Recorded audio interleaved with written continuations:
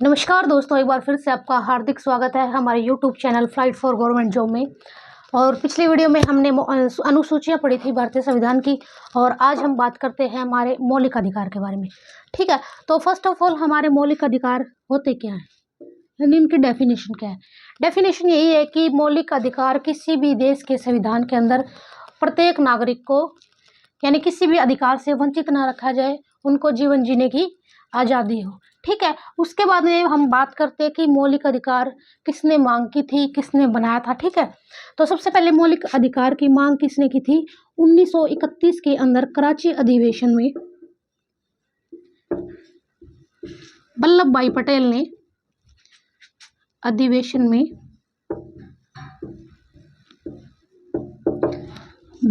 पटेल ने जो कांग्रेस का घोषणा पत्र था उसके अंदर मौलिक अधिकारों की मांग की थी। वल्लभ भाई पटेल ने मांग की किसके अंदर? कांग्रेस का जो घोषणा पत्र था, कांग्रेस के घोषणा पत्र के अंदर। ठीक है, यानी उसकी मांग की थी। उसके बाद में इसका जो प्रारूप था वो जवाहरलाल नेहरू ने तैयार किया था। किसने? प्रारूप किसने किया था? जवाहरलाल नेहरू ने। उसके बाद में हम बात करते हैं कि मौलिक अधिकार को कहाँ से लिया गया था। तो मौलिक अधिकार को हमारा लिया गया था संयुक्त राज्य अमेरिका से। लिया संयुक्त राज्य अमेरिका से, संयुक्त राज्य अमेरिका से। ठीक है, संयुक्त राज्य अमेरिका से। और हमारे जो मौलिक अधिकार है वो किसके अंतर्गत आते हैं? भाग 3 के अंतर्गत आते हैं।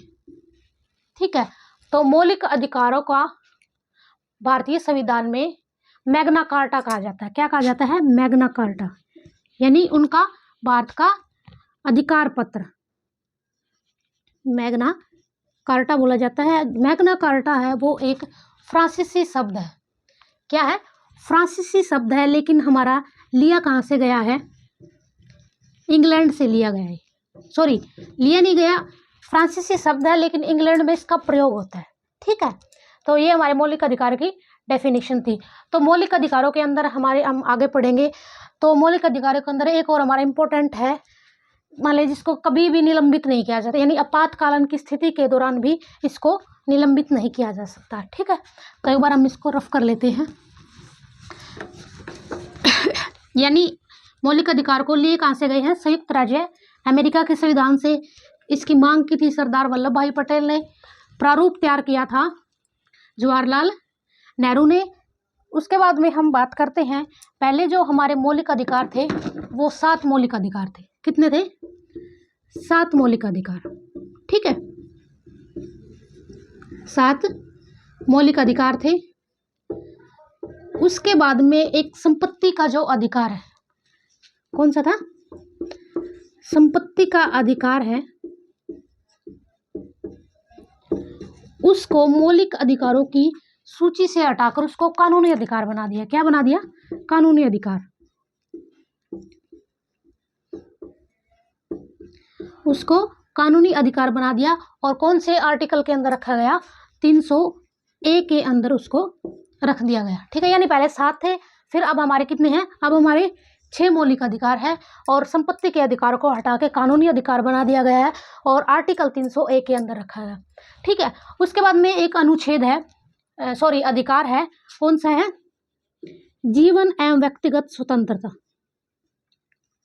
एवं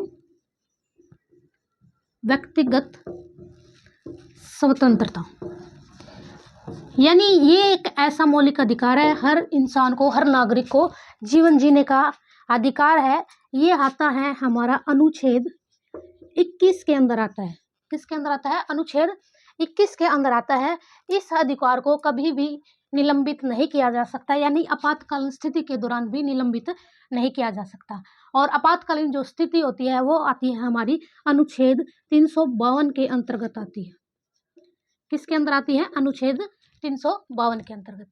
ठीक है, तो ये हमारे मौलिक अधिकार थे। अब इनको हम एक बार डिटेल से पढ़ते हैं।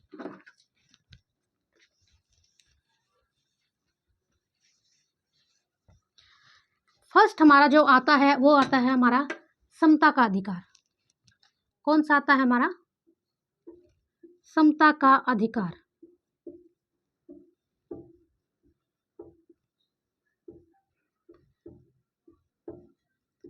समता का अधिकार जो हमारा आता है 14 से 18 के अंदर। ठीक है, 14 से 18 के अंदर है। उसके बाद में 14 जो अनुच्छेद है उसके अंदर हमारा क्या आता है? यानी किसी भी व्यक्ति को समान जीने की स्वतंत्रता। उसके बाद में 15 जो आर्टिकल है हमारा अनुच्छेद है वो आता है, यानी किसी भी व्यक्ति को धर्म के आधार पर, जाति के आधार पर, किसी नस्ल, लिंग भेद, किसी के आधार पर भी उसको टॉर्चर नहीं किया जा सकता, उसको उसके अधिकारों का उल्लंघन नहीं किया जा सकता। ठीक है, उसके बाद में 16वां आता है हमारा अवसर की समानता। और 17वां मोस्ट इंपोर्टेंट है जो मोस्टली पेपर में पूछा जाता है, अस्पृश्यता यानी अनटचेबिलिटी, छुआछूत। ठीक है, ये बहुत बार पूछा जाता है। अनुच्छेद 17 किसके अंतर्गत आता है? अनटचेबिलिटी, अस्पृश्यता के अंदर। ठीक है, अनटचेबिलिटी। उसके बाद में हम बात करते हैं हमारा अनुच्छेद 18। अनुच्छेद 18 हमने परसों भी किया था। अनुच्छेद जो 18 है वो आता है हमारा उपाधियों का अंत। किसका? उपाधियों का।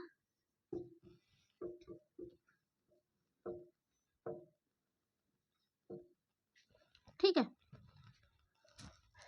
जो उपाधियों का अंत है वो हमारा क्या है? यानी ये जो आर्टिकल है 18 है, ये है किसी भी सैन्य या विधा के अंतर्गत आता है। कोई भी राज्य इसको क्या है? कोई भी जो राज्य है वो इसको प्राप्त नहीं की जा सकती, या फिर किसी दूसरे देश के अंदर हम मान लें कोई भारतीय नागरिक है, उसको किसी दूसरे देश के अंदर उसको सम्मान दिया जाता है, कोई पुरस्कार दिया जाता है, तो वो बिना राष्ट्रपति की अनुमति लिए वो अपना जो पुरस्कार है वो प्राप्त नहीं कर सकता। ठीक है, तो जो हमारा 18वां जो अधिकार है वो किसके अंतर्गत आता है? यानी जितने भी हमारे पुरस्कार मिलते हैं, चाहे वो पद्मश्री हो, पद्मश्री और सबसे बड़ा जो हमारा है भारत रत्न, पद्म विभूषण, पद्म विभूषण हो गया, अशोक चक्र हो गया, महावीर चक्र हो गया, यानी जितने भी जो हमारे अवार्ड है, जो सम्मान है, पुरस्कार है, वो हमारे आर्टिकल 18 के अंतर्गत आते हैं। ठीक है, उसके बाद में हमारा जो अगला है 19 से 22 के अंदर जो हमारा मौलिक अधिकार है वो है स्वतंत्रता का अधिकार। 19 से 22 स्वतंत्रता का अधिकार, स्वतंत्रता का अधिकार।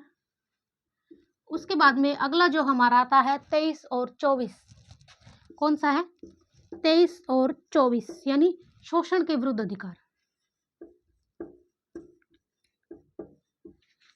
शोषण के विरुद्ध अधिकार। ठीक है, उसके बाद में हमारा कौन सा बच गया? अगला है धार्मिक स्वतंत्रता का अधिकार। किसका? धार्मिक स्वतंत्रता का अधिकार।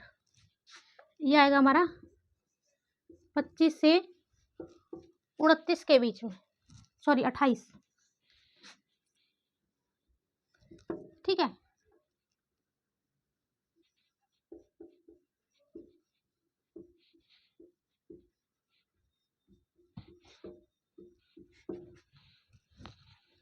धार्मिक स्वतंत्रता का अधिकार। उसके बाद में हम बात करते हैं हमारे 29 और 30 सांस्कृतिक एवं शिक्षा संबंधी अधिकार।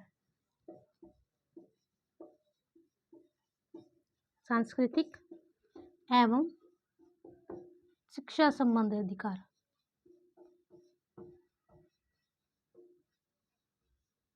ठीक है, और एक और लास्ट बच गया, हम उसको ऊपर लिखते हैं हमारा, जिसको भारतीय संविधान की आत्मा कहा है किसने? डॉक्टर BR अम्बेडकर ने।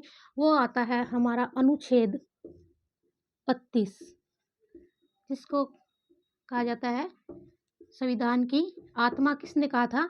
डॉक्टर BR अम्बेडकर ने। संवैधानिक उपचारों का अधिकार,